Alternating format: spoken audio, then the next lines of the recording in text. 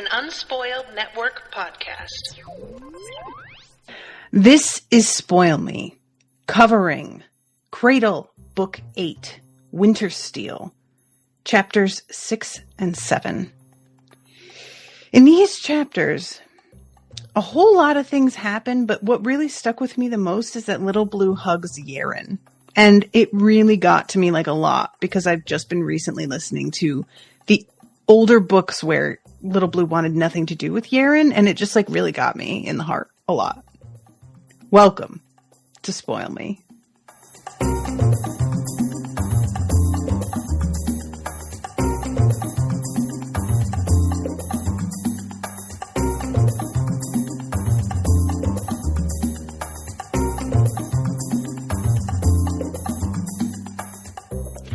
Welcome to the show, everyone. I am Natasha. Thank you very much to Andy for commissioning this episode and constantly being so patient when I always have technical problems.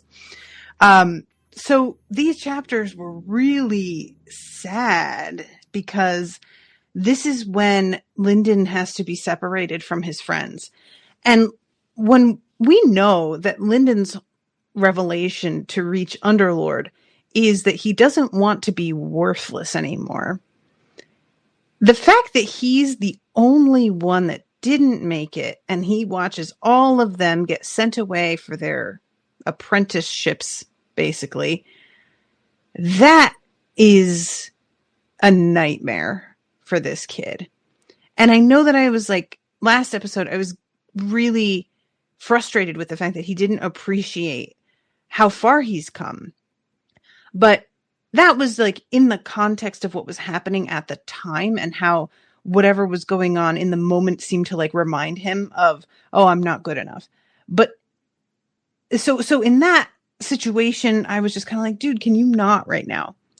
But here where he's standing, watching them all literally leave without him, very different. And this is something that I just feel for him so bad. And it really is a nightmare. It's like finding out whatever your personal like hang up is in life, because I've talked about the revelations being a form of like realizing something about your motivation in general, like you would when you were in therapy. And it's like sort of realizing some major baggage that you have. And as soon as you've realized it and started to work through it, the very exact trigger thing that upsets you happens in as grandiose and public a way as you can imagine. You know, it's not just that he lost. He lost in front of everyone, and now he is watching as they all move on, and there's a sense of like I feel like they all sort of believe that he should be with them. I don't really feel like anybody is, well, you know, you had some bad luck, kid, in a way that that makes it sound like, well, I'm trying to soften the blow, but you didn't make it, and sometimes that happens. I get the sense, I mean, from Yaren, of course, she just wants him there because she loves him. Mercy is just better than most people at the Sacred Arts, so she's like, wants everybody to be all together as a big happy family, and I feel would give Lindon the benefit of the doubt whether or not whatever his skill level was. I don't know what she'd say to him. Ethan is a hard call. I feel like Ethan knows for some reason exactly why Lindon's not coming with him. I feel like there's a reason behind the fact that Lindon has been left behind, and a reason behind the fact that Northstrider had Lindon fight Yaren. And I'm not sure if it's just, I want to push you to face your fears, or like, because he almost throws the match. It takes like a while for him to come back to himself and realize that he needs to fight her and like give it his all. So clearly there was a lesson to be learned there. And I wonder if Northstrider could sort of sense that in him or what. I just feel like there's something to the fact that he is the only one not leaving with them all, and that he was specifically put up against Yaren, I feel like Northstrider had to know Yaren was likely to beat Lindon. So there is, to me, I have a little baby suspicion that Northstrider has his own like low-key plan, and we see a little bit of that begin to shake out, I think. It's an interesting scene. I'm not going to go jump there now, but I have suspicions. Okay, I'm going to bounce back. We're going to start at the beginning of chapter 6. The Winter Sage is in the waiting room of basically the waiting room for Northstrider. It's a very empty room with just a couple of chairs, and it's painted gray. It's about as bare as it gets. And it seems like it's exactly what she expected. She said, like, it's trying to picture him decorating his space, and she just can't picture it at all. And she's thinking back on how she's been pestering Northstrider to try and get him to agree to let her be Yaren's advisor, teacher, whatever. And he has been ignoring her. He hasn't turned her down. He's just been straight up like acting like she isn't there. And Northstrider is very practical to a fault. He doesn't address things that don't hold interest to him or don't feel like it's the time to be addressed. You know what I mean? Like, and it's sort of interesting because any of us would probably consider it really rude, but I'm sure it's kind of, I'm not sure whether it's, he doesn't realize it's rude or if he's just so far above this and everybody now that he doesn't give a fuck if he's rude. He's just like, yeah, so I'm rude. What are you going to fucking do about it? I don't give a shit. Like, I feel like it's more the second one. But it's potentially also that he doesn't realize either. I would love to get a look at Northstrider before he grew as powerful as he is now. What was he like when he was a gold? You know, was he like this then? Or is this something that has sort of, that he's taken on as he has felt more and more distant from the rest of humanity? Because I can't help but imagine, were I to have some abilities that essentially set me apart from the rest of the human race, and there were only a handful of other people who could brag about having the same abilities or anything like close to what I've got going on, I can't help but think that would go to my head. Now, I don't think that would make me like Northstrider, but I could see if you are somebody who has a tendency to be kind of a dick, it would exacerbate that really, really badly. I'm just very curious about what his personality was like, you know, and I would love to know what his revelation was for Overlord as well. What is his motivation for practicing the sacred arts? So Ofer says, well, he was raised as a child soldier, basically. Sure, but that's how he was raised. I want to know what he was like. Do you know what I mean? Like, you're going to get a lot of different personality types and different responses to being raised that way. And I'm like, just really curious about the way that he operated, because from the way that we got our like bit of information, he seemed to be a loner right away. He didn't like to connect with other people. He was out there, like, you know, that's how he got his name, was the fact that he was going off on his own a lot to try and like access this blood mantra. So it seems like this is how he's always been. And he seems fine with it. There's no real like impression that he misses out on the, what we would call, what's the word? The human experience, I guess, of having a family and a community. He seems very content with being completely on his own. And it seems to have served him well. I mean, you know. So let's see. Mordecai says, did they do the part where they discuss his view on clothes by this chapter? No, they did not. Don't spoil me. Evil One says, Northie is cool, just bad on social. Asperger's syndrome monarch. I feel like somebody else mentioned that they thought that he was on the spectrum from the way he behaved in a previous recording as well. Maybe. I have a really hard time with trying to assign things like that, because I always feel like, as somebody who, I'm not exactly neurotypical, but I'm like, I just don't feel like comfortable making that sort of assertion. But I could see where people are getting that.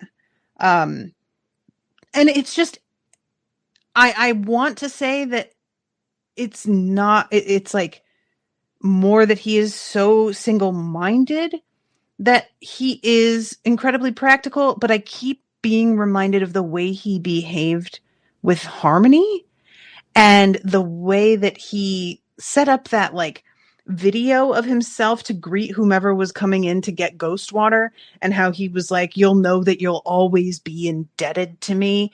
And it just takes it from a level of like being a standoffish, aloof loner type to a whole other place where it just seems like really arrogant in a way that we haven't actually seen a ton of from him since then. He's had a couple lines, things like, my time is way too valuable for that, like when he's talking to Lindon. But the kind of thing that we've seen from him, his complete refusal to help Harmony, still sort of seems to fall in line with what we see of him now. But the words that he uses and the way he like expressed himself just felt particularly harsh, and I don't feel like we've seen that. So I'm not sure if it's because maybe, I don't know if Will White is like pulling back on how much of an asshole he wants Northstrider to be and is sort of changing the direction that he's decided to go with that, or if it's just we haven't been around him enough and we'll get to see that kind of attitude again. But anyway, so she is like waiting to talk to him, and she realizes like now everything is kind of over and it's time to separate out each of the Uncrowned with their sage. He can't avoid her anymore. He's going to have to make a choice. So she's here to like push her agenda again. And she feels somebody approaching, and it is this dude, Red Faith. Red Faith, I said last episode how anime the description of certain characters were getting, and I don't mean that in a derogatory way necessarily at all. But this guy, his skin was pure white, which was so long it reached down to his bare feet. Skin was pure white as his hair, which was so long. His skin was so long, his black and red clothes were tight enough to reveal his skeletal frame, and lines of red paint ran down his cheeks from both eyes like tears. So he just fucking attacks the Winter Sage here. And I got to admit, I was super startled by this. I didn't feel like this was okay. Apparently it's not too, because eventually Northstrider comes in, tells him, you know better than that. He tries to continue to like push it, and Northstrider literally punches him out of the city. Look, all I ask is the ability to do that one time in my life. I promise I will use it wisely. I promise I will be very careful about who I use it on. But just one time, just once, I would love to be able to punch somebody out of my city. Please. Please. I would love to be able to do it. Just once. I would, I'm sure, be tempted to use it on like the asshole at the checkout line at Target at some point. Because there's probably like, you run into a customer who's just being an asshole to the cashier for no reason. And you're just like, I really think that you should just not exist. But I wouldn't do it. I would save it for something worthy. I swear. Just once. Let me have it. Ugh. I am not to be trusted with power. It would not be good. So yeah. This whole fucking thing too, the two of them, when they fight each other, there's this moment where he is like kind of taking control of her body because of the blood aura, and he like clenches his fist and she feels all of this pain. And then he says break. He just says break. And I really want to know exactly what would have happened here if she hadn't countered with stop at the exact same time. Because would it be all of her bones broke? Would it be her blood cells all broke? Because he's like, it's blood madra specifically. Would it, like, I just really am interested in exactly how this would shake out. And it's very upsetting. He's basically bloodbending for you Avatar fans out there. I had kind of wondered if this was like an option. And evidently, if you get high level enough, it is an option. And nope, don't like that. But in response, she says, stop. And he freezes in place. The blood freezes in place in midair. And later on, we see her yell freeze at, I forget what it is that she tosses in the air. I think it's the bottle for the bunny. But she can literally cause everything to stop. And that includes like his heart and whatnot. And it's kind of dope that she can do this. And finally, this is when Northstrider comes in and says, you know better than this. And the Sage of Red Faith just keeps on being like, well, you know, I'm just trying to prove that even though she thought that she was safe, somebody could still like sneak up on her. He just doesn't know when to shut the fuck up. And when Northstrider argues with him for a little bit and says something about Yanshimei, and he's like, well, Yanshimei is doing her own thing and really doesn't need my guidance anymore. I don't have a disciple right now. Yaren Aurelius has laid the foundation for something extraordinary. This could be a breakthrough, not just in our understanding of the Phoenix and Blood Shadow advancement, but in how we all reach Monarch. We have an opportunity here to revolutionize the sacred arts, and I know you are not the sort of fool to let politics blind you to that chance. And that's the last thing he says before Northstrider punches him out of the window. And I think that's pretty interesting that he says not just our understanding of Phoenix and Blood Shadow advancement, but how we all reach Monarch. Word? What? How? I am very curious about that. That's a big thing to say. And I don't know if he's, you know, people say shit. And who knows like how true that is, but I'm extremely curious. So at this point, Northstrider puts the window back together. I have consulted with the Akura family. They have given their consent. You are to train Yaren Aurelius. And I love how perfunctory this is. She's been following him for days and pestering him for days. He's ignored her, but then he's going and taking care of it. It's not that he doesn't hear her or think that she would be a good fit. He just sees no reason to bother talking to her about it. And I mean, this bitch is a sage and he's still above talking to her. Shit. You know, like, and I mean, we've seen how he treats other monarchs. He just like swooped in to this fucking tournament and decided he was going to be the judge that presided over everything, and nobody said shit to him.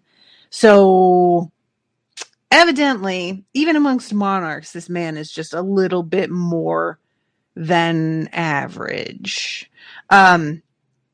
So the ceremony introducing the uncrowned was held in the arena as usual, but it had a very different atmosphere than normal. It reminded Lindon of Sacred Valley's 7-year festival.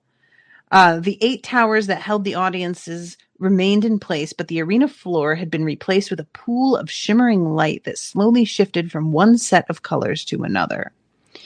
So I won't get into this too much, but we know who the finalists are. And Lyndon's on the sidelines talking to Dross kind of, and they're discussing the fact that the Dread God cults got 3 spots in the Uncrowned this year, which they hadn't even ever competed before, which I don't think I realized this was the first year they ever competed, because I was surprised that they even showed up and they were allowed to compete. You know, you guys remember way back when the tournament started, I was like, really? And evidently they have never really been like, I guess, high level enough or like disciplined enough to make it. I don't really know what exactly has changed, but Dross thinks that maybe Reagan Shen's like influence and resources made them better. And let's see, I'm trying to find, but he's thinking about who he would beat and who he wouldn't. And some of these guys who are uncrowned, Dross is pretty confident that Lindon would be able to beat them. And this is something that I really want Lindon to focus on, is like, you could be amongst them. You are better than several of those who did make it. It just was the bad luck of you being up against Yaren and not one of them. And that's circumstantial, man. You know, it's not like you got to go up against every single person and that was used as a determining factor. It's just the chips fell where they fell, you know? So yeah, he's watching all of them and getting like them getting crowned. The crowns sound pretty wild and just can't shake this regret and sadness and embarrassment about not having made it, which, you know, I don't blame him. I was frustrated with him last time, but in this section, it's so at front and center to the events that are going on. It just makes a lot of sense. So it's a shame no Silent Servant made the top 8. Juvare would have had 2 white halos. I wonder what that would have looked like. So he's over here thinking about how he doesn't really know what he's going to have to do to move up to Overlord. But for the moment, what he has to focus on is simply accumulating power. And he says one had to be at the peak of Underlord to trigger the advancement to Overlord, at least if you ever wanted to advance again. And peak Underlords were almost always older. That was one reason the age limit for the Uncrowned King tournament had been set to 35, which made Lindon wonder more than once how incredible Zeal had to have been to reach Archlord at such a young age. And he's thinking about Northstrider's hunger techniques. And Dross is like, I mean, that would help you accumulate power for sure, but do you know how to use them? Because I don't know how to use them. And he was becoming convinced that he could figure out how to use them. If he could drain all the power from others, then all he would need to advance was an endless supply of enemies, which it turns out he's absolutely correct. We find out later. So Dross is like, and he's thinking, well, if I go fight some Dread Gods, there's going to be all kinds of enemies. That would be fucking perfect. To which Dross is like, I mean, it would, but quick reality check. Here's where we are. And here's where that's going on. And it's an insane distance. This is all being projected sort of inside his head on this map that only he can see. They can take a more direct route this time because the west coast of the Black Flame continent is closer to us than Moongrave was. But we're still way over here. The map spun across an astonishing distance. It will take them at least 3 more weeks to get there, assuming about the same speed they used the first time, so you won't have time to arrive and come back if you don't want to miss the uncrowned fights. So now Lindon's thinking about spatial travel. And he's run up against, this is something that I have often said when people talk about, like, what superpower would you like to have if you could pick anything, and people pick flying or visibility or, you know, those are like the 2 top ones that people tend to think of. But, always for me, I say teleportation, no question. So much of life's heartaches and hardships are due to issues with travel. And if you could just circumvent that, how easy would things be? It would be major things like so-and-so is on their deathbed and they live all the way in Australia and I can't get to see them. Yes, you can. Or tiny things like, I am in the middle of making this fucking cake and I'm out of eggs. And you could just be at the store and then be home with the eggs. there's nothing that I would love more than to be able to teleport. I swear to God, like I think about it all the time. I think every day about, God, I just wish that I could be there and just be done with this. And I really appreciate that in this universe, it's not like that's an impossible thing, but it's got very specific parameters and it's heavy. There's like a lot of rules around it and it's expensive to teleport people. Like you can't just go anywhere most of the time unless you have certain abilities. You usually are sort of forced to stay within the scripts that are set up in different places, which take a lot of power and a lot of juice to even build in the first place. And like when he was in Ghostwater, there was the key to get in and out, but then there were people who had just like the stones to get in and out, which were single use. So even if you can teleport, you don't necessarily get to like go back where you came from, or you can only do it the one time. There's a lot sort of that feels really, it's an obstacle. It feels like a genuine thing that's within reach potentially, but not yet. Not the way that Lindon wants it to be. We have heard about the portal that Ethan took to get from his homeland to the Black Flame Empire. So we know that like that's something that exists, but it's just that portal, it sounds like, is set to a specific place from a specific place as well. It doesn't sound like you can just use that to go anywhere either. So he's in the middle of thinking about this when he gets translocated by Northstrider, which makes me really wonder, does Northstrider like know what he's thinking? Can he hear his thoughts? Like, it just is too perfect, you know? And Northstrider tells Dross to enter his Oracle Codex. He says, it will examine you. When that process is complete, it will attempt to restrain you while you try to escape. In 10 minutes, I will release you myself, but I hope you will have escaped before then. And Dross jumps on in, and Lindon is standing there really nervous because he doesn't know for sure that Northstrider will actually let Dross free. He just has to sort of hope for the best. He doesn't have any power in the situation, and he's just like kind of an inconvenient bystander, because this is what I had said I was a little bit worried about when I was theorizing that maybe Lindon was going to get to team up is the wrong word, get some guidance from Northstrider, was that maybe it would feel more like Northstrider was interested in Dross instead of Lindon, and that would kind of get to him.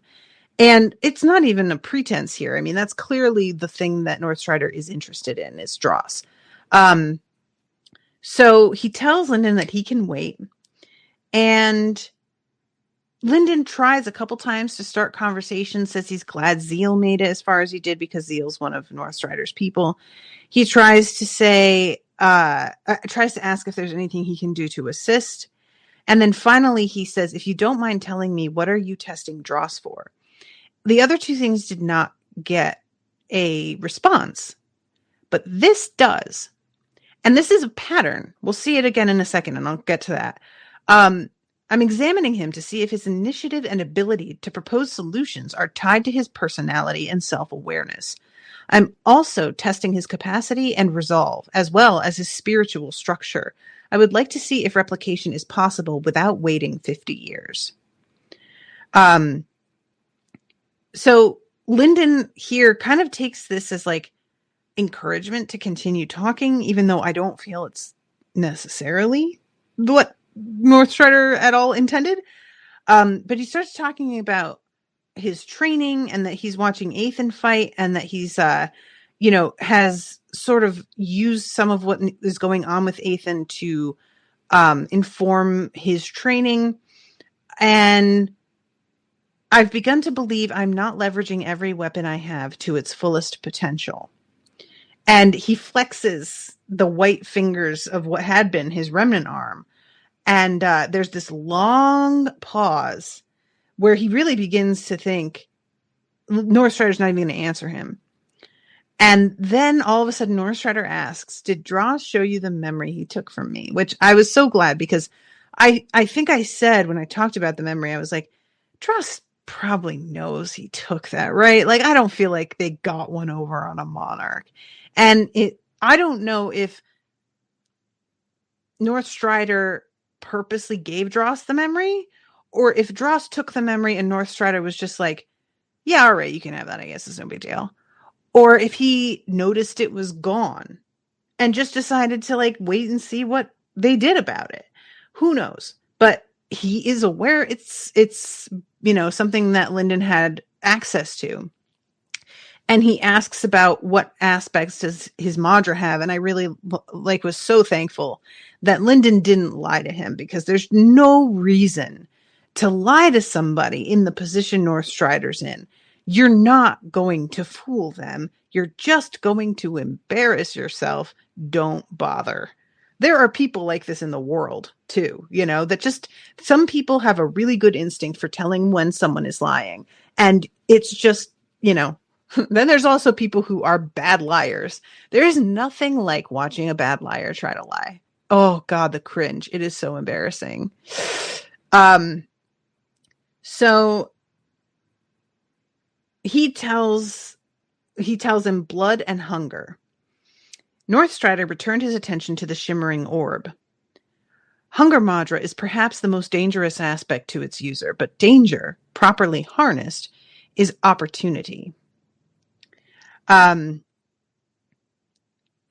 Northstrider is watching the projection of the uncrowned ceremony, and we get distracted here for a minute, where this woman appears behind Ethan. Her hair was equally yellow and gray, and there were wrinkles on her face, which would make her unique among the sages that Lindon had seen. She wore the deep blue of the Aurelius family, and a smile that reminded Lindon strongly of Ethan. We'll see her again later, and she seems pretty dope, actually.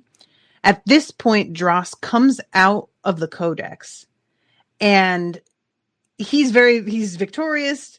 Northstrider's like pleased, but Dross is super tired. So he he's let off the hook. That's all Northstrider seemed to want from him at the moment. But then begins speaking to Lindon again and says, observe. He opens a void key, and this pig falls out. Lindon mistakenly believes at first that the pig is dead, that it's a corpse. It is not. It is asleep. It's disgusting, but it is overlord level, this sacred beast. And this is a very valuable demonstration Lindon gets of exactly how this works. Northstrider was allowing him a thorough enough look that he realized there was a similar feel to Northstrider's Madra and that in his own arm, as though they shared a personality, and endless hollow greed that could never be satisfied. So Northstrider tells him to open his aura sight, and Lindon does it. And the monarch put his palm onto the pig's swelling side and pulled. His hand itself didn't move, but the Madra in his body cycled rapidly, creating a suction as though the technique was taking a deep breath. Northstrider inhaled the blood aura through his hand, but not just the aura. Sparks of bright green light joined it, and when Lindon concentrated, he could see the beast's lifeline had been dimmed. He was draining its life and everything else. More colors joined the maelstrom, including gold and yellow that Lindon took to be its Madra. Surely those aspects couldn't be compatible with Northstrider's path, but he took them in anyway. There were even brighter sparks of red, blood essence, the power in the creature's body, and hazy purple specks that Lindon took to be the dream aura of the creature's mind. That was dim, as the sacred beast had never gained awareness, but it was still there, and there was something else. Gaps where Lindon could sense nothing, but he was certain there was something there. When Northstrider finished, the pig went on snoring. He had taken only a portion of the creature's vitality, and he banished it back to the storage with a wave of his hand. A few fleas hopped over the carpet, but were incinerated in midair. So he was about to thank the monarch for the demonstration, but Northstrider wasn't finished. He stood still, eyes closed, cycling the powers, processing them, sending them where they were needed. He did not veil himself and allowed Lindon to observe, but Lindon still couldn't follow all of it. Northstrider was using his Madra inwardly focused, a spirit enforcer technique. So that's really cool. I love that he gives Lindon the opportunity to see this. He has to sort of realize that, like, the path Lindon's on is compatible with some of what he does. If you can master the consume technique, you will no longer need advancement resources, only enemies. And this is when Lindon straight up is just like, it would be cool if I could go to the Wandering Titan because there'd be lots of enemies for me there. And if you've already done so much for me, but would you mind sending me there directly? I will not. It will be one more week before the Akura expedition arrives in Sky's Edge. You should find a sage to ferry you there, or persuade Malice's daughter to petition her mother. My time is too valuable. And this is another part of what I said earlier about how this is a pattern. Lindon says, apologies, I thought they would have arrived already. And it's like Northstrider can't resist talking about the theory behind the sacred arts. Too many people, Northstrider answered. Transportation requires more power and skill across greater distances. With each additional passenger, the difficulty doubles. This can be mitigated by permanent or semi-permanent scripted structures that anchor transportation and create portals that can move any number of people. However, these portals are expensive to activate.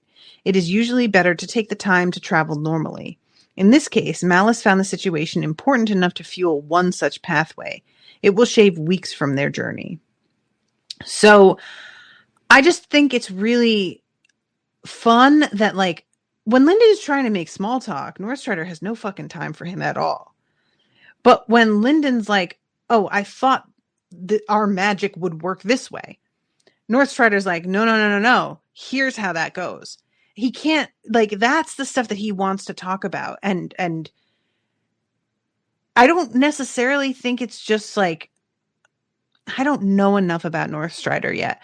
Part of me wants to be like, I think that might just be for his own enjoyment. Talking about it is something that is interesting to him. It seems like one of the few things that he finds interesting, because the sacred arts have clearly been like his whole focus of his entire life.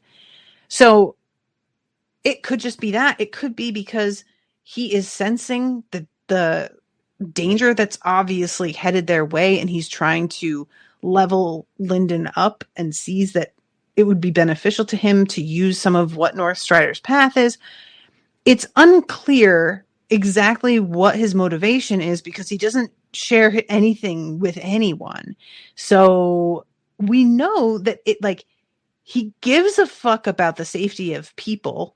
You know, we saw him, like, when Lindon looked into his memory, we saw him witnessing this, like, destruction that this dragon had wreaked on this area, and he was really upset. But he never shows that to anyone else. So I don't know if there's any way for us to know what he's after unless we're in his head, because I don't think he's going to tell a soul, you know? So, okay, then we go to chapter 7 and we get some background info on Emrys Silentborn, the Remnant Monarch. Okay. Emrys Silentborn is a fucking G, and I want a whole side book about her. What? This bitch is the coolest. She's basically like, hey, how about everybody stops being so elitist and hoarding shit, and we just let everybody live and know everything and share it all because we're not complete pieces of shit. She's like kind of a socialist, but with magic. And unsurprisingly, the elitists are not a fan. So I am just so into this whole thing too, because she's a remnant monarch, which I had said when she showed up that I was like, that's a thing? We could do that? And yes, we can. But it sort of seems like it's not just like anybody can do that. It seems like the way that she had lived and operated as a living being made it possible for her to exist as a remnant monarch. And not everybody could pull this off. Like, she planted the seeds, so to speak, and it wound up working out. I'm just going to read part of this. Emrys Silentborn was born a tree. The Menla tree is famous for its utility in soulsmithing. Each of its leaves produces a separate remnant, leading to an almost endless supply of dead matter. It takes extraordinary circumstances for such a tree to attain sentience, and Emrys is the result of such a twist of fate. When she advanced to Underlord, she took the form of a young woman, using her control over vast networks of dream madra to voraciously learn and spread that knowledge as widely as possible. She sought to end the tradition of competing over secret knowledge and to make education freely available for all.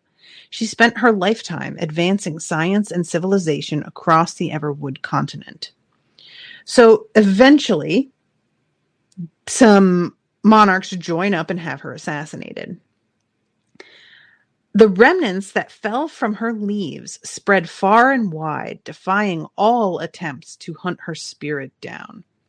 Over time, they joined together and reformed, but her memories were fragmented and her sense of identity almost entirely broken.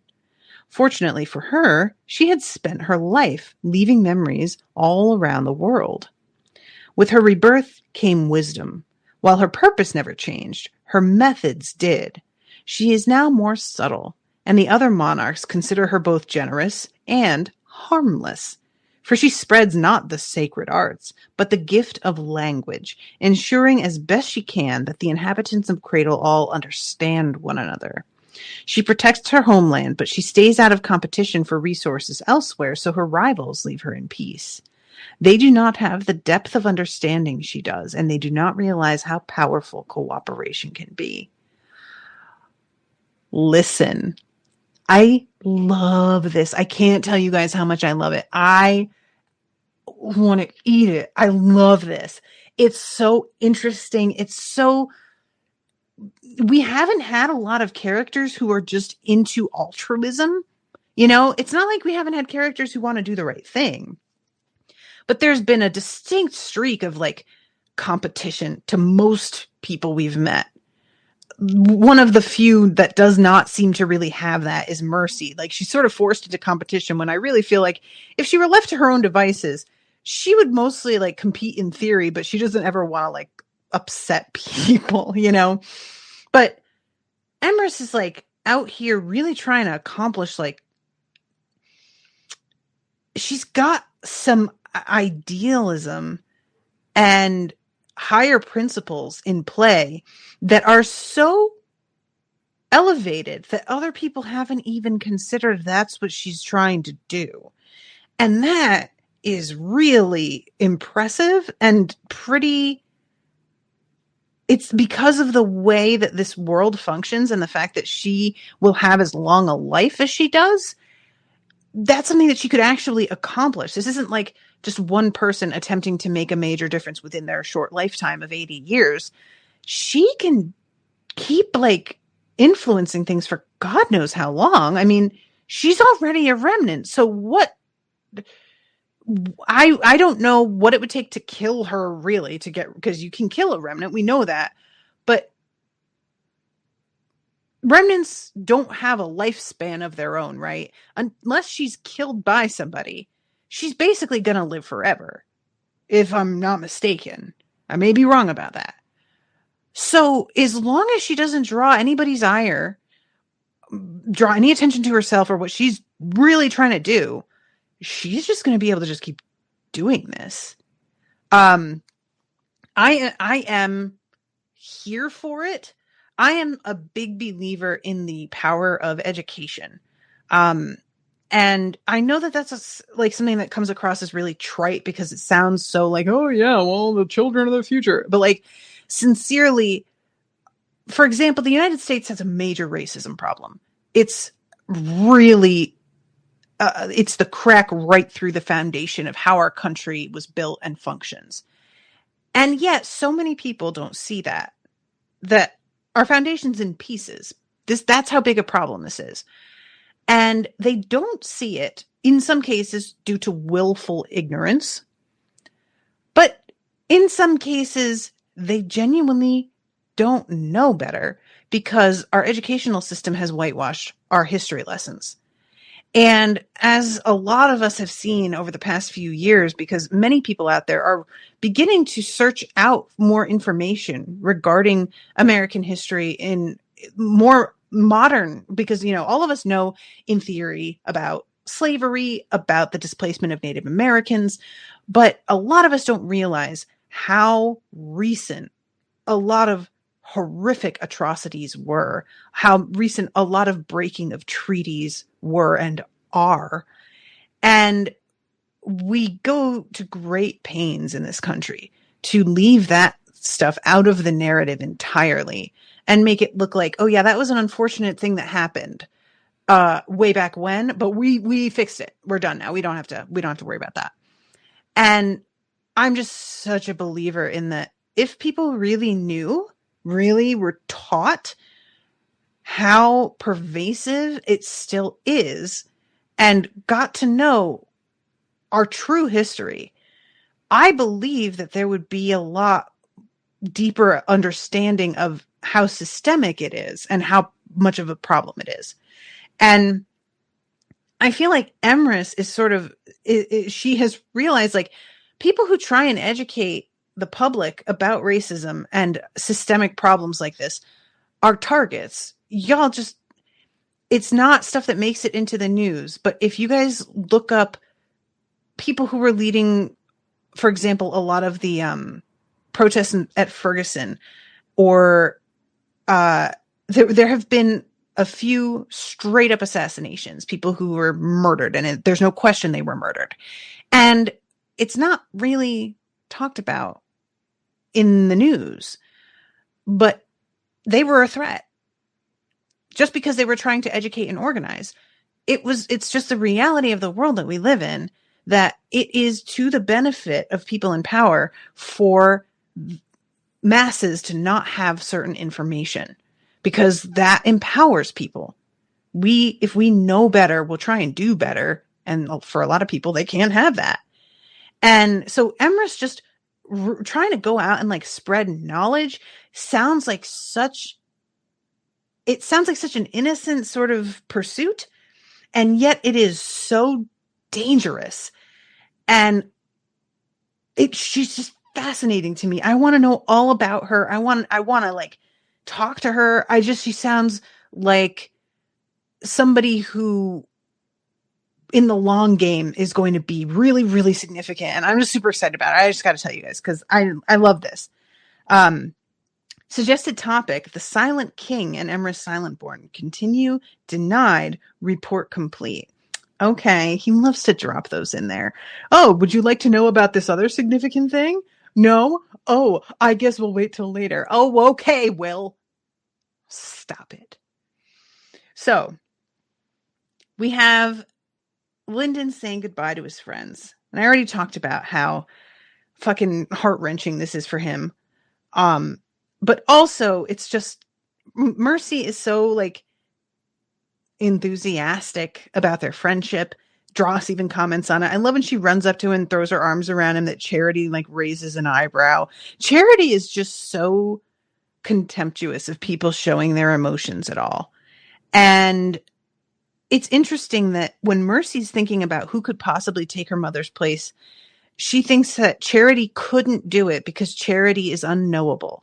And I wonder if Charity realizes Mercy considers that she's unknowable to be a fault, or at least a drawback.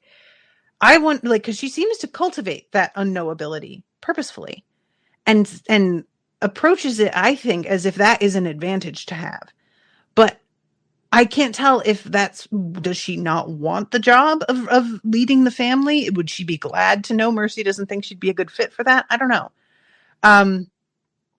So Mercy says goodbye to Little Blue and is so very familiar with her that Lyndon's like, really? You guys are super close? Okay, that's weird. And Charity tells Lindon, you did really well. Better than I expected, and I'm definitely going to hook you up with some presents later, so just stay tuned. And he's like, awesome. Okay, that's something. Thanks. And then we have the goodbye with Yaren. Yaren has to basically bite the Winter Sage's head off because this bitch keeps trying to be like, all right, let's go. Time to go. Let's go. And Yaren's like, holy shit. Let me say bye. Fuck. Shut up. And there's a moment where they actually embrace each other and Lindon's like about to kiss her. And then he looks up and everybody is staring at them.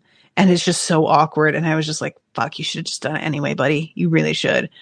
But I get it. I really get not wanting your very first kiss to be observed by every authority figure you've ever met. Like, I'm not mad at him.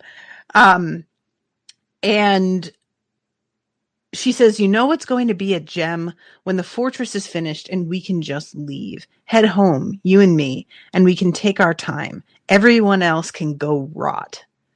And I love it so much, you guys.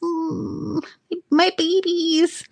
And this is when Little Blue hugs Yaren's face. She like jumps on her shoulder and hugs her cheek. And Yaren's eyes well up.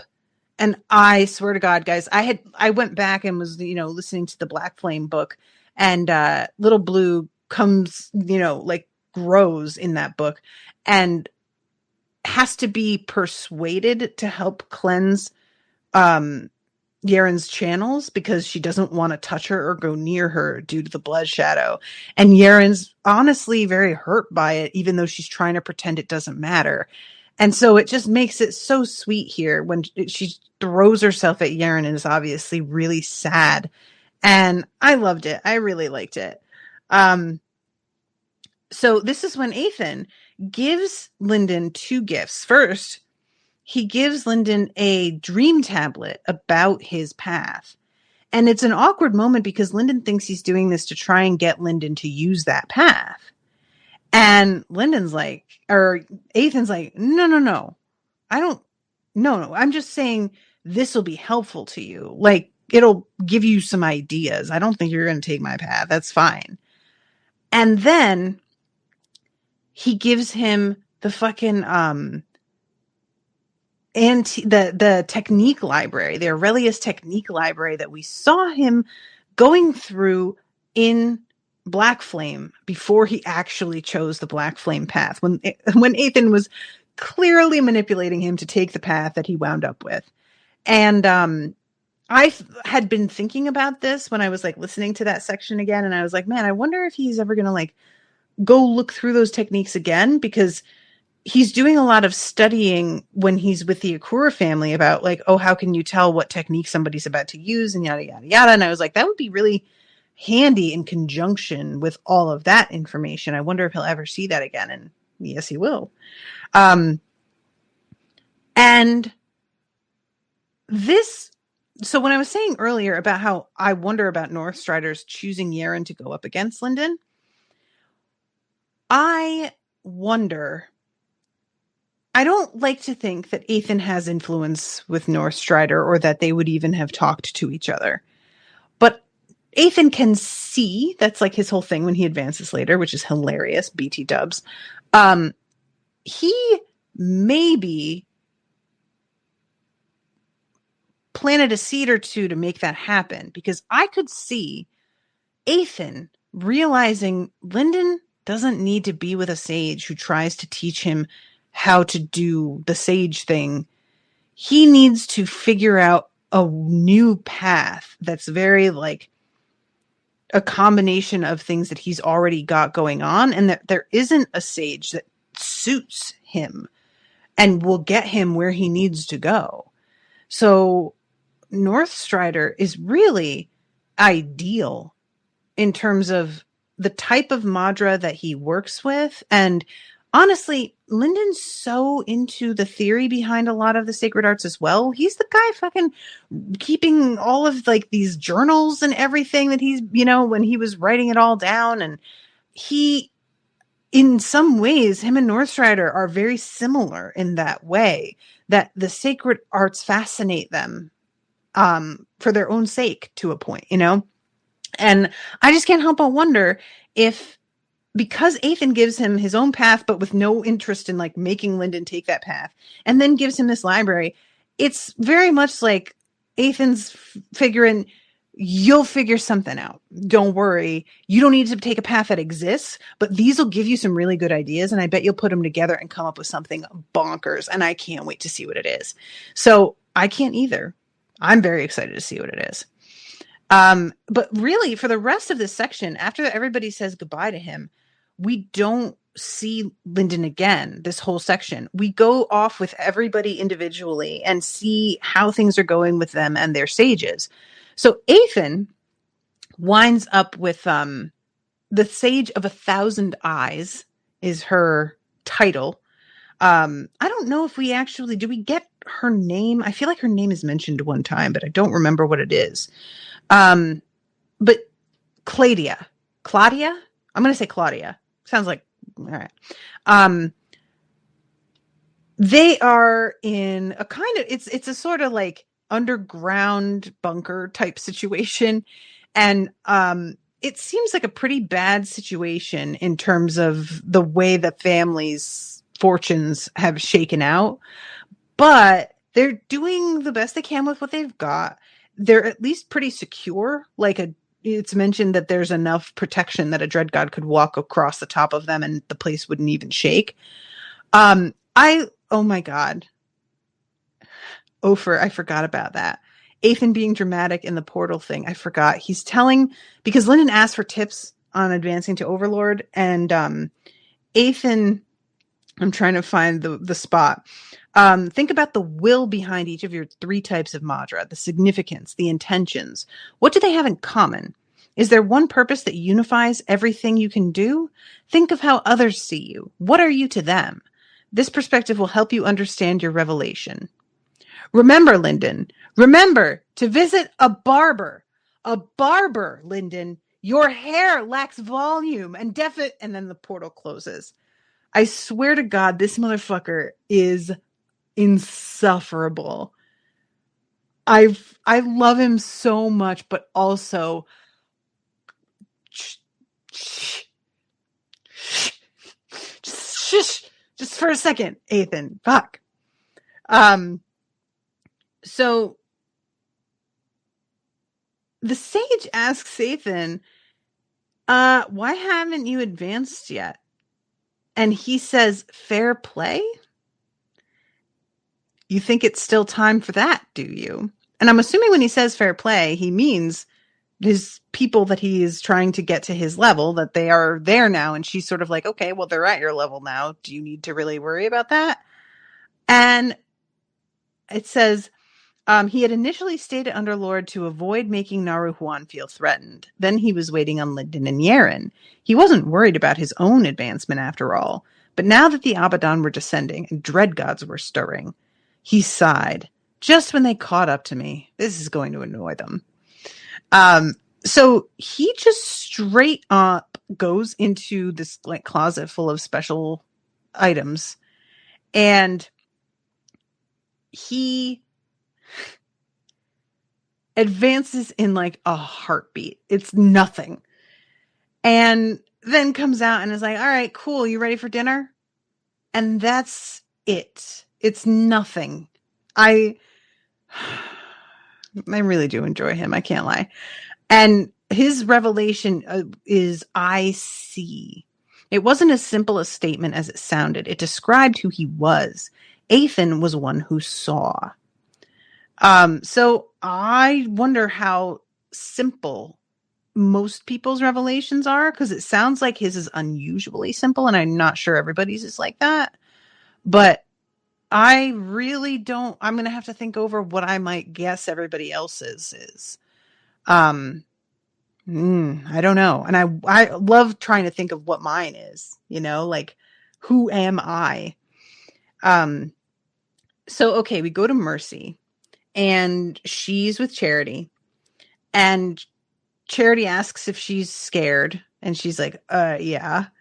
And Charity's like, good, that'll make this harder, which is a hell of a thing to say.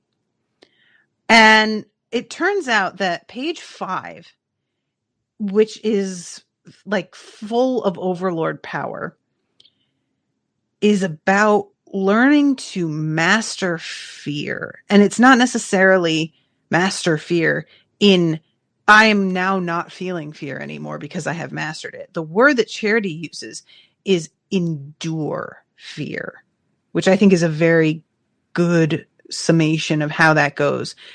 You can't just stop being afraid, but you have to learn how to function despite the fact that you're terrified. And that's the advantage of training. She says, like, that is something that you can learn to do, and I'll teach you how to do that.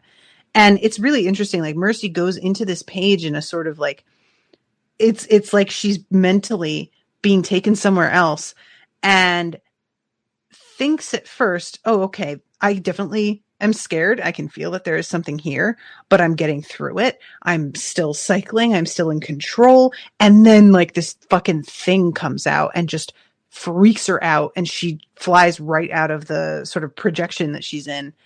And honestly, that's awful. And I fucking would hate it. I really would.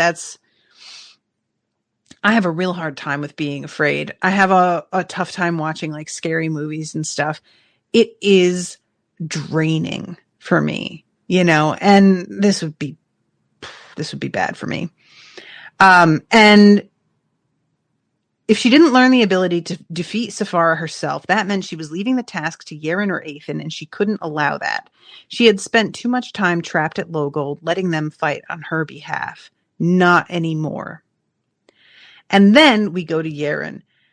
I'm going to be over time this episode, but there's nothing after this, so it's fine.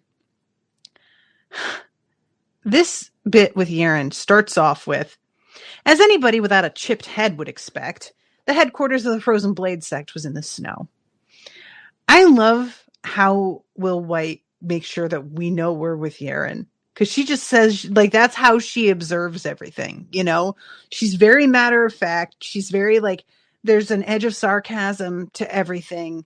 And when we hear about, like, what her master was like, it's obvious that she picked up most of the way she thinks and talks from him and his attitude about things. And she just doesn't like it here. She doesn't understand wanting to live somewhere this cold. Like, she understands the purpose behind it, but she doesn't like it. And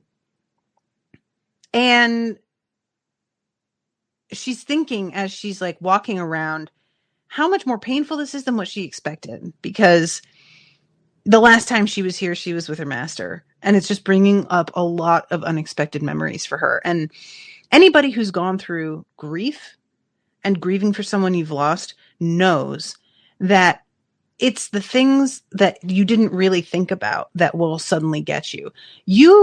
If you're like going to a funeral for somebody that you loved, oftentimes because you expect to be particularly upset at the funeral, or if you're going to go to their apartment and you have to clear their stuff out, you expect to be particularly upset when you're in amongst their things.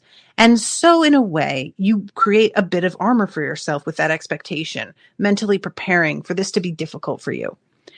But what gets you with grief is things that you couldn't prepare for. For me, for example, my father died several years ago, and I was out with Owen eating at this Colombian restaurant. My father was Colombian. And I thought that the menu, the smell of the food, all of that was going to be something that was painful. But it actually wasn't. What was painful was when the waiter who was back in the kitchen, I could hear him whistling through his teeth, which was something that my father used to do all the time. And him whistling through his teeth caused me to just burst into tears at the table, when all of these other things that I had really thought were going to be difficult weren't as bad as I expected. And so Yaren, like, she didn't really think about the fact that this was the last time she had been here, that she was with him, and it catches her off guard. And there are just a lot of memories that begin cropping up about it. And we find out that the wind here is so sharp that it's slicing her hair, it's cutting her clothing, and that anybody below gold would probably die. And when she was here last time, she was told to stay in one place, and she didn't, and she got sliced up pretty fucking bad. And the Winter Sage found her, and Yaren is thinking about how she was screaming and crying in equal parts, and how it caused Yaren to lose some respect for her, because Yaren was like, if she like lost her head over somebody she barely knew, that seemed like she really didn't have it together. And this is like one way I don't relate to Yaren a lot in the way that she approaches life often, but I am similar to her in that, probably to a fault, I appreciate people managing their emotions. And when people are over emotional about things, I judge them for it. And it's not fair and it's not healthy, but I am very much this way also. And I have to watch that, because some people are more emotional, or more like, I won't even say more emotional, because I am a very emotional person. I just keep it really on lock until I'm by myself or feeling safe about it. You know, sometimes I'll cry on the air because I'm on the air, but I'm not like around anyone really. And it's still on my terms. And I feel like I'm in control. And I truly understand why the Winter Sage is particularly hard for Yaren to respect, because it's just, she flies in the face of everything that Yaren really thinks is dignified and important, and a marker of somebody who takes the sacred art seriously and is taken seriously in return. And I think it's really interesting that Yaren feels this way about her, and clearly inherited a lot of her attitude from her master, but her master was going to marry this woman. So obviously he saw something in her that drew him in. And I am, like, he wound up putting it off, granted, but it really sounds like he intended to marry her. I don't know. So she goes to see the Winter Sage, whose name I'm also forgetting. And she's feeding a baby bunny. And this is such a good bit. It's such a great, like, this woman who's training her is doing like the most sort of stereotypically feminine, touchy-feely, cutesy thing you could fucking do, bottle feeding a baby bunny. It doesn't get much more cutesy than that. And as much as like Yaren, they talk for a bit, and at one point Min Shui says, "You want to hold the bunny?" And Yaren's like, "Ugh, I can't believe that she would. God, what's her problem?" But then she's like, "Yeah." I found this so good. Yaren needs this in her life a little bit. I love Yaren as she is. I am not trying to say I want to change her, but she does need to get a bit more comfortable with being emotionally vulnerable. And if this woman can't teach her how, I don't see who can. And probably that'll be a bit of what helps her advance, I would imagine. And they have a really interesting conversation about her techniques and the things that she has been sort of leaning on versus other things. And she says, "Your endless sword has reached the stage of sword like the wind, but if we can push that to whisper stage, you'll have more tactical options. Your foundation is adequate, but your master reached this point in the tournament using only the path of the endless sword. You have made it so far using your other advantages." And she says something about how Yaren accidentally, because that's what she says, what she asks Yaren, using just your senses, was that coming from your master's remnant? And Yaren's like, "No, that was from Ethan." And she's like, "That's lucky. Improving your perception helped you sense your master's authority as a sage. Between that and your blood shadow, you were able to cling to the tournament by your fingernails." And Yaren feels a bit of a way about her saying it like that. Doesn't contradict her or anything, but she can't help but remember Ethan like looking at her and saying he doesn't see it yet. And I think she knows this woman is correct. Like, Dross says to her in a conversation earlier that she wouldn't have beaten Lindon if she hadn't accessed the icon. He doesn't say the icon. She finds out about that here. But that's basically the gist of it. So evidently the Winter Sage is correct, but it's the main thing that she's wrong about is the assumption this is an accident. She's acting like, oh, well, isn't it lucky that he thought to teach you to do this because it just so happens to help you access such and such. And Yaren's like, oh yeah, lucky. Sure, that's what it was. It's not that he absolutely fucking knows everything, and I am sick of him. So this is when the Winter Sage finds out that Yaren can't read. And I really appreciate that she's like, all right, well, we're going to find a way to teach you how to read in the midst of all of this. And when Yaren's like, do we have time for that? She says, and I quote, it will drive me insane if I see you advance to Overlord before you learn to read. And I understand. I really do get it.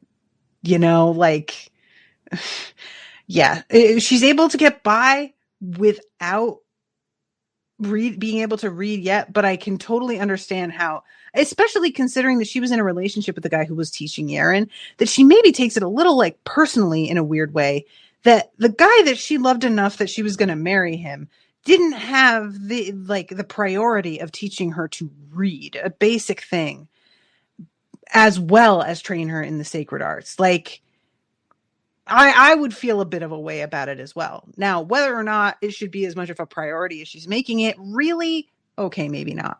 But I do understand her frustration here. So this is when Yaren asks, how do I get to be a sage? And she tries to be like, we can't talk about that yet. And then she's like, all right. I'm going to talk about it. Okay, fine. And she says, we'll build you a solid foundation until Archlord, then you can work on developing your authority. To become a sage, you have to contact a greater power, a symbol of a greater concept of reality. We call that symbol an icon. You have already touched the sword icon, which has guided you in battle.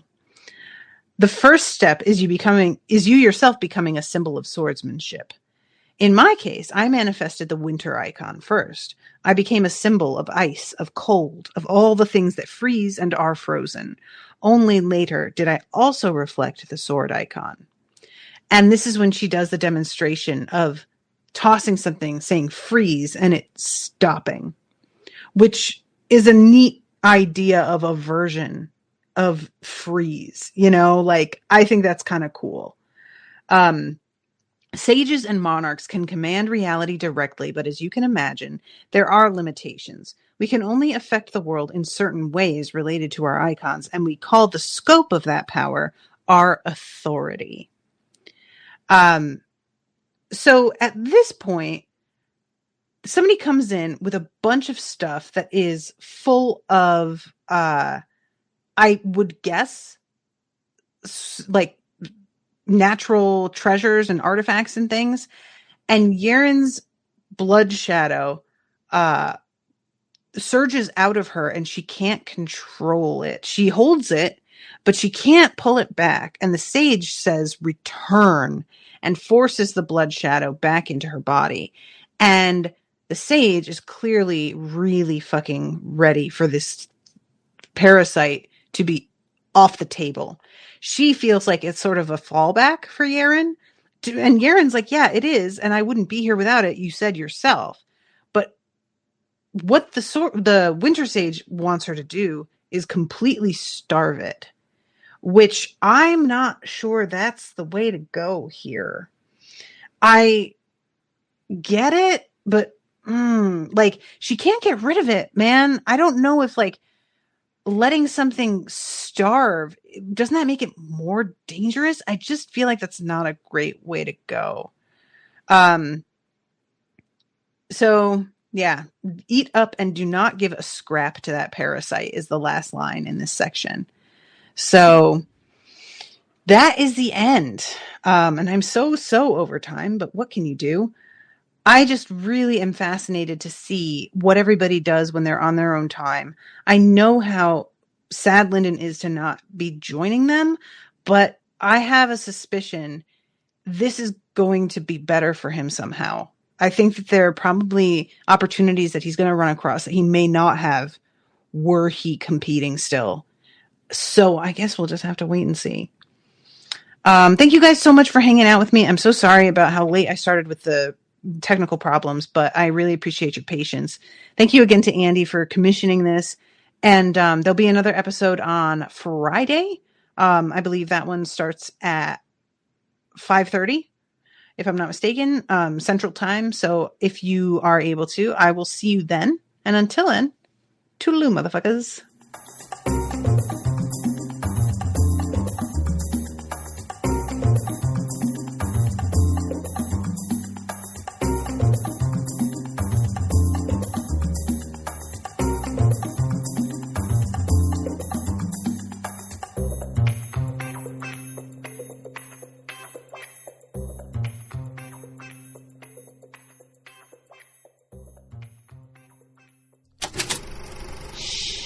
That was an Unspoiled Network podcast.